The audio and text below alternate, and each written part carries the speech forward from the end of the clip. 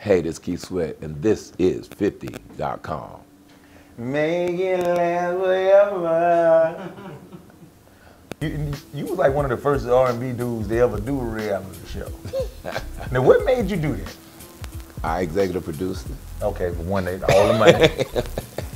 You control everything that happened on there. Yeah, you know, I did the Platinum House with Drew Hill, so I was one of the first people, one of the first R&B dudes to do it because I had control over it. I financed it, controlled it, and I was the executive producer. A lot of people have come to me with ideas, but I feel like if I'm not controlling it and I don't have the final approval, I'm not interested. So that's my attitude to television and reality show. I've been offered quite a few deals recently, and I've turned it down because, I mean, I'm not reality driven. You know, I don't think I need to do all that, you know what I'm saying? And I don't like all my business exposed anyway. I'm very low key. Some people don't mind putting themselves out there crazy, which, you know, will come back to bite them in the ass down the line or later on. I have a problem with that because, like I said, anything you put out there is there. Ain't no turning back, ain't no pulling back. You can't tell 10 years from now, you can't say, man, I was just playing. I was playing, I won't pull that back. It's there, you know what I'm saying? You know, people, the perception you give people 10 years before is the perception they're gonna have of you 10 years later. Right. And you came up in a time too where, you know, people didn't know stuff about R&B singers. Y'all had a real mystique about yourselves, you know. You just knew what was on the album and what was inside the video. And that's how I liked it, you know what I'm saying? You know, if I did things, people, it wasn't social media driven, you know. You know, but now everything you do is out there publicly. But I prefer to still have my personal, private life and be low key. And when people there be some sort of mystique about me. Right now, everybody want to put out there that they doing this, they done did this, then they done did that. I'm good with that. That's their choice. But it seems like you are very active on Instagram, man. You will Instagram. Cause you are the original Keith Sweat though, right? Yeah, I ain't no light skinned Keith Sweat. I can dig it. I can dig it. So do that really be you posting stuff up? Yeah, man, come on, man. What you think, man? See, why you gonna put me out there like I apologize. Why you gonna put me out there? Listen, why you gonna put me out there? Hold on. Why you gonna put me out there? Taking pictures and shit. Hold up, man. I can't imagine. Hold up, let me put my posting shit. You posting shit up. Hold up, man. Come on, man. Come on. So you gonna take a picture of us right now and post it up? Yeah. Is that what you about to do, Keith? Hold up, man. Let me see something. Danny, is that what he finna do? I don't know, man. I might. Am I gonna be on his IG right now? Hold up, man. Let me see. Let me see. Y'all niggas scared to Keep Sweat, man. No. I'm just playing. Okay. See, he started mess, man. Yeah, I'm sorry, man. I'm sorry. Come here, man. Smile, nigga.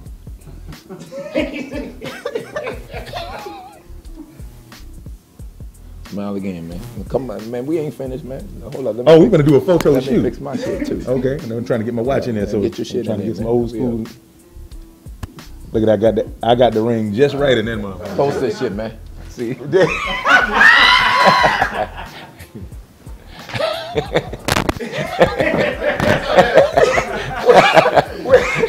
this ever happen to me one day now? Will this ever happen to me? Tell me to pray the right prayer. What I gotta say in my prayer to make that shit happen? That was amazing. Man, Keith Sweat got an Instagram nigga. Where they do that at?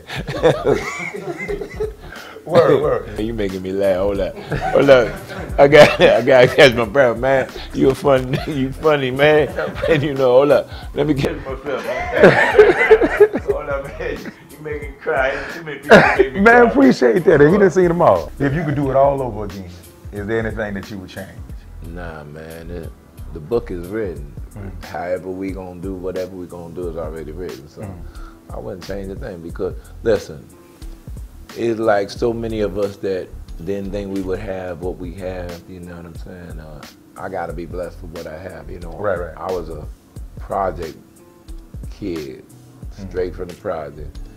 You know, jumping turnstiles, jumping on the A train, you know, D-Train, all that old stuff, you know what I'm saying? It changed. Now you got to put a card in the joint with it.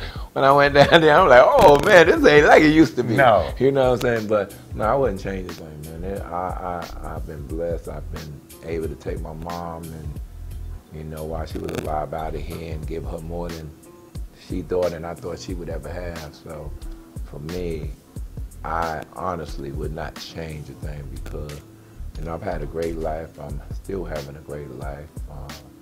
You know, I was able to give my kids a life that I didn't have, you know what I mean? So I can't see myself changing nothing. I can dig it. I can dig it. It's New Jack City. Like, who called you about this movie? How you get in there? Mario Van Peebles called me about the movie, so, you know, wanted me to do the song, the New Jack City. There you go, telling me no song. So that's how I got in that movie. Movie come out. You at the movie theater and whatnot, you know, doing your thing. What goes through your mind? Did you want to be a movie star after that? Nah, I ain't care, man. Hearing my hit record, knowing I was getting ready to get some more paper. Bottom line, oh, they kept that shit in there. Cause I done shot some shit niggas did not keep inside the movie. I was at the movies, I was in the movie, but it must have been like a deleted version of it. And man, Keith, this is Thisis50.com. We always have a dope time every time you come up here to G Unit. Thank you, man. Man, yo, is there anything that you want to say to Thisis50 before we get up out you? Yo, man, thank you for the support, man. Thank you for having me on 50.com. You know, you could have had anybody but the Sweatster on here, baby. Thank you for having me on here. You know what I'm saying? You know, I know I'm a legend, but man, you know, you legendary. You know what I'm saying? So thank you so much, man. Appreciate it.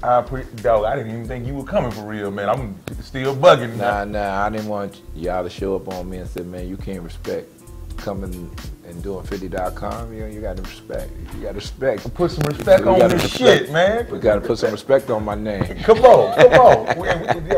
We got nothing but love and respect for you over here, man. Anything that you're doing musically, whatever, send it to us. We posting it up. We going all the way with it. Thank you, my brother. Hey, yo, Keith. You know what? Before you go, I was just thinking, could you give him a little acapella? Man, come on. You asking for too much, man. Can we borrow it till we get on our feet? A couple bars. No working, baby. We're just taking off for our love. If anybody asks you why you're not coming in, tell them that you're sick in love with me. Thank you, Keith. Dog, you dropping that on your birthday, dog? Wanna be holding. Let me stop. Let me stop, man. Come on, What's the name of the album? Dress to Impress, baby. Dress to Impress. I was getting ready to get into some Teddy Pendergrass. Come on. But I held back. It was getting, you know, I just held back. I started turn off them lights, you know, light a candle. Burning hot oil, baby. I started getting into that Teddy. Hey, Keith, I forgot to ask you about two things. What you want? Gerald Levert. Can you give us an untold Gerald Levert story? And I can't let you leave without telling us what impact that Prince had on your life.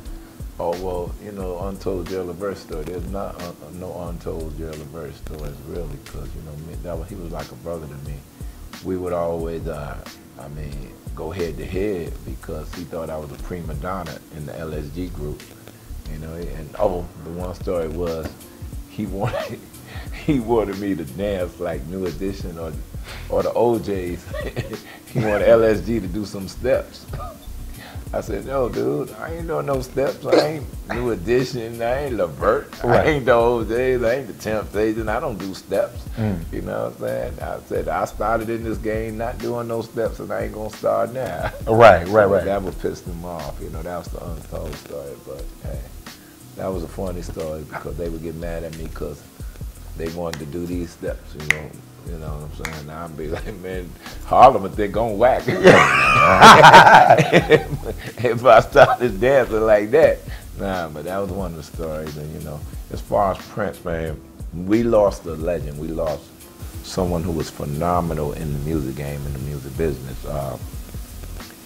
Prince was really one of those real geniuses, man. I mean, he played all the instruments he played. I don't know, it was over 10 instruments. He really changed the whole course of the whole music game of how we own our masters and how we how the record companies or what the record companies should not. We shouldn't have a slave mentality, or the record companies shouldn't treat us like we're slaves and try to control everything when we're the one creating, when we're the ones creating the music, we're the ones doing all the things to generate the income and the money that we were generating for the record companies.